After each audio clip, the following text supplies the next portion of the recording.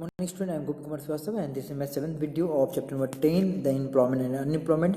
In this video we are discussing about the common types of unemployment across the rural and urban area कि दोनों rural और urban area में किस प्रकार का अनएम्प्लॉयमेंट देखा जाता है, मतलब दोनों में कॉमन क्या है अनएम्प्लॉयमेंट में।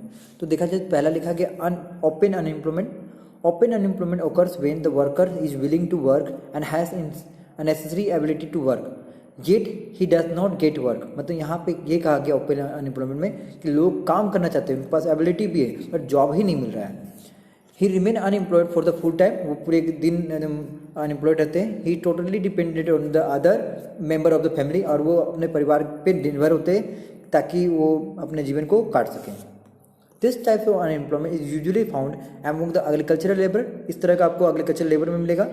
N educated person, those who come from the village to urban area in search of job, जो लोग पढ़े लिखे रहते हैं और जॉब की तलाश में रहते हैं। तो ये देखा जाए तो जो सीजनल वर्कर है जो एग्रीकल्चर में काम करते हैं और जो एजुकेटेड पर्सन है जो जॉब खोज रहे हैं, उन दोनों ओपन अनएम्प्लॉयमेंट में है, मतलब काम ही नहीं है पर जॉब करना चाहते हैं, काम करना चाहते हैं, जॉब मिल नहीं रहा है।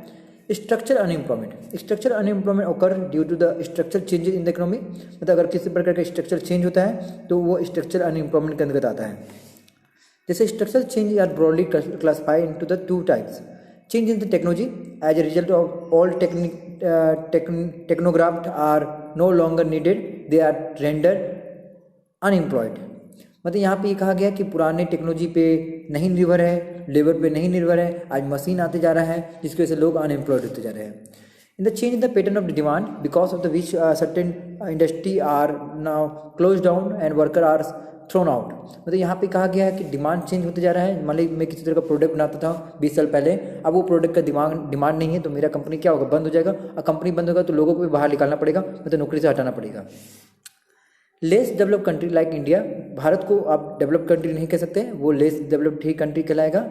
And encountered the significant structural changes in the process of growth, मतलब भारत में बहुत सारा स्ट्रक्चरल चेंजेस होते गया है और बदलाव बहुत सारा आया है, मतलब टेक्नोलॉजी को लेकर या फिर डिमांड को लेकर। Has a high degree of structural unemployment exist both in the rural and urban area, मतलब आप रूरल हो या अर्बन हो वहाँ आपको बहुत ज़्यादा स्ट्रक्चरल चेंजेस देखने मिलेगा जहाँ डिमांड टेक्नोलॉजी सब चेंज हो रहा है।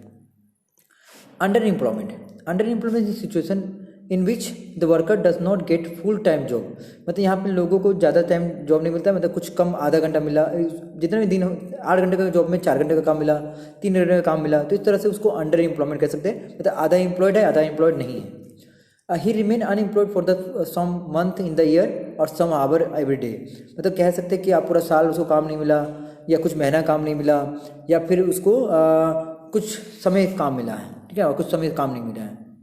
According to a national sample survey के अनुसार a person is categorise as the extremely unemployed if the work only up to 28 hour a week.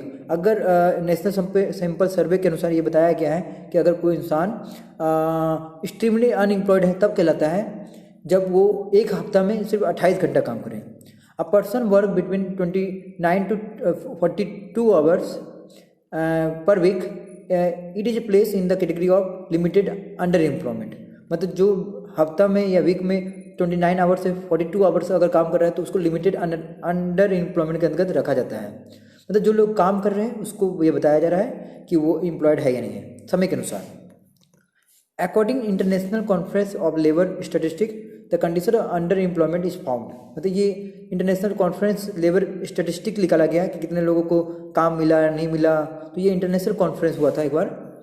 When the person are engage in the some part work and prepare to do some more than they actually doing, मतलब यहाँ पे कहा गया बताया गया है कि कुछ पर्सन है जिनको पार्ट टाइम जॉब मिला है और वो कुछ काम करते हैं और कुछ काम नहीं करते हैं, मतलब उनको सिर्फ कुछ समय के लिए काम रखा गया है।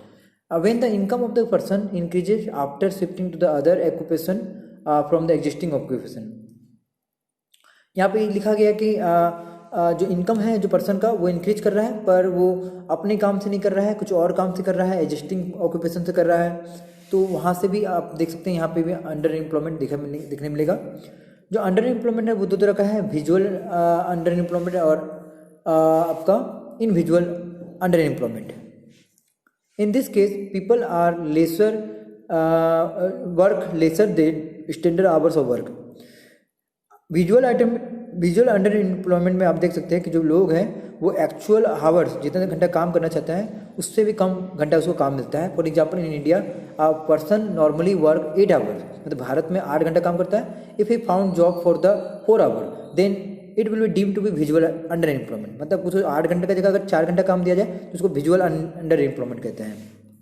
इन visual under employment in this case people work full time but their income is not proportionate to their ability, मतलब यहाँ काम दिखाया जा रहा है कि लोग दिन भर काम कर रहे हैं पर पैसा नहीं मिल रहा है। For MBA degree a holder has to work a peon, अगर MBA डिग्री का कोई होल्डर है, कोई MBA कर लिया है, वो प्यून का काम कर रहा है, he will be call in visual under employment. मतलब यहाँ पे बहुत ही ख़राब बात है क्योंकि MBA करके रखा है, MA करके रखा है, अब वो सिर्फ प्यून का काम कर रहा है, मतलब छोटा मोटा काम कर रहा है, तो उसको प्यून के बराबर इनकम मिल रहा है जबकि इनकम उसको ज़्यादा मिलना चाहिए। तो यहाँ पे देखा जा रहा है इन विजुअल अंडर एम्प्लॉयमेंट, मतलब बड़े बड़े डिग्री लेके रखे हैं और काम छोटा मोटा कर रहे हैं और इनकम भी कम होगा, तो आप इन विजुअल अंडर एम्प्लॉयमेंट के अंतर्गत आ जाते हैं।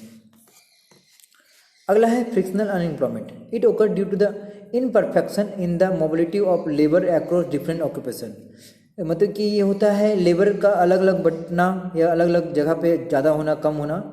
One wishes to move from one job to other job but in the process of the change may remain unemployed for the some time। मान लीजिए मैं अगर अपना जॉब छोड़ के कहीं और जॉब कर रहा हूँ तो कुछ समय के लिए मैं बेरोजगार हो जाऊँगा, इसको इस तरह की सिचुएशन को फ्रिक्शनल अनएम्प्लॉयमेंट कहते हैं। ठीक है, सो साइक्लिकल जो अनएम्प्लॉयमेंट है it occur owing to the cyclical fluctuation the phases of boom recession and depression recovery are the typical characteristic of the market economy. मतलब मार्केट इकोनॉमी में क्या होता है ना, बूम होता है, बूम मतलब कि मार्केट बहुत अच्छा चल रहा है, रिसेशन मतलब ठीक और बढ़ रहा है, डिप्रेशन मतलब फिर घट रहा है, रिकवरी फिर मतलब रिकवर हो रहा है, मतलब अर्थव्यवस्था अप एंड डाउन होगा, तब भी आपको अनएम्प्लॉयमेंट देखने मिलेगा, मतलब लोगों को काम में रखा जाता है, उस समय हटाया जाता है। मान लीजिए डिप्रेशन आ गया तो डिप्रेशन मतलब कि इकोनॉमी अच्छा नहीं चल रहा है तो लोगों को हटा दिया जाएगा। बूम हो गया मतलब इकोनॉमी अच्छा चल रहा है तो लोगों को काम में रख लेगा। तो इस तरह से ये इकोनॉमी का जो टाइप हो गया बूम, रिसेशन, रिकवरी, तो this is type of economic situation. In this situation there is some person unemployed between the period. Boom related to the high level of economic activity, मतलब यहाँ पर बता दिया गया कि बूम क्या है, बहुत अच्छा इकोनॉमिक एक्टिविटी है according to it high degree of employment, मतलब यहाँ पे अगर बूम होता है इकोनॉमी तो आपको नौकरी अच्छा मिलेगा, जल्दी जल्दी नौकरी मिलेगा। Recession is the phase when there is a liquidity crunch in the economy, fund loan are not easily available because of which there is a slow down in the production and the cut in employment opportunity. मतलब किसी industry को अगर मतलब loan नहीं मिल रहा है, fund नहीं इकट्ठा हो रहा है, वो अच्छे कंपनी को चला नहीं पा रहा है तो वो एम्प्लॉयमेंट अपॉर्चुनिटी नहीं देता है, नौकरी नहीं निकालता है। इस तरह का जो सिचुएशन होता है उसे रिसेशन कहते हैं। Depression is A phase when the aggregate demand decline triggering the cut in the output and employment. Triggering बहुत खराब सिचुएशन होता है जहाँ पे आउटपुट और एम्प्लॉयमेंट बिल्कुल घट जाता है, प्रोडक्शन नहीं होता है। Recovery is the phase when the economic activity start picking up, मतलब रिकवरी वो है कि पूरा घटने के बाद फिर से थोड़ा सा रिकवर कर रहे हैं, मतलब स्टार्ट कर रहे हैं, मतलब कि डिमांड बढ़ रहा है मार्केट में। तो ये 4 सिचुएशन है जो कि बहुत इंपॉर्टेंट है। So in the next video we are discussing about the causes of unemployment, but before closing या ending this video we have lots of question. आपको क्वेश्चन यहाँ पे हो गया, explain the different types of unemployment across rural and urban area. This is the question. And the difference between the open unemployment and the structural unemployment, difference between underemployment and difference between the visual underemployment and the invisual underemployment, ये दोनों का जो question आपको different के रूप में करना है, ये सभी इंपॉर्टेंट है। और difference between frictional unemployment and the cyclical unemployment, तो इससे से आप सारा क्वेश्चन को अच्छे से होमवर्क के रूप में लिख लीजिए और आप इसको प्रिपेयर करें। So in the next video we are discuss about the causes of unemployment in India. जितने भी मैंने होमवर्क दिया आप उससे लर्न एंड राइट करें क्योंकि सारे क्वेश्चन को इंपॉर्टेंट माना जाता है। और जो बूम हो गया या रिसेशन हो गया या रिकवरी हो गया वो आपका 1 मार्क्स में एग्जाम में पूछा जाता है। एंड आपको भी ये पूछा जाएगा कि बूम में क्या सिचुएशन होता है, इकोनॉमी अच्छा होता है नहीं होता है, तो इससे रिलेटेड कुछ क्वेश्चन पूछ सकता है।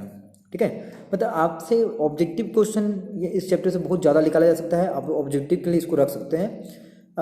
एग्जाम में लॉन्ग तो आएगा ही, साथ में ऑब्जेक्टिव लॉन्ग सबको हम लोग को कवर करना है और हम लोग को सबको ध्यान देना है सभी चीज़ों पे, ताकि हम लोग का कोई भी क्वेश्चन छूटे नहीं, अच्छे से बने। So thank you, must learn and right. Thank you.